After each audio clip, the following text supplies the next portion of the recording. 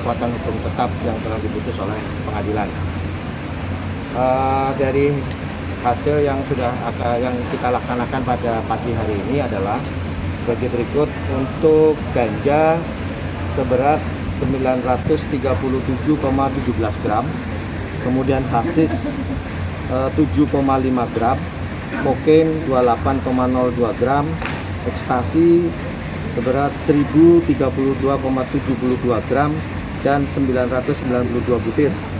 Untuk sabu 4186,044 gram, pil koplo 1316 butir. Untuk rupiahnya, total dari kerugian ini karena dihitung berdasarkan harga oleh pihak kepolisian, kalau itu seandainya itu dijual di katakanlah di pasaran, mencapai angka sejumlah 8.729.356.200 rupiah. Periode semester kedua ini yang kita laksanakan adalah sebanyak sekitar 400 perkara yang kita musnahkan.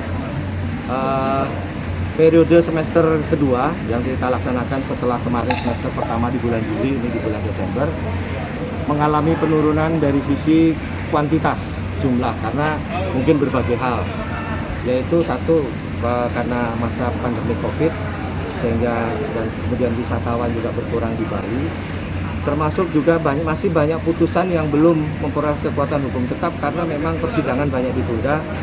Seperti kemarin di Polres ada yang positif, kemudian di Kerobokan ada positif, sehingga sidang ini tertunda. Dari jumlah yang ada ini, dari sisi barang rampasan yang kita musnahkan pada pagi hari ini mengalami penurunan dibanding semester yang lalu.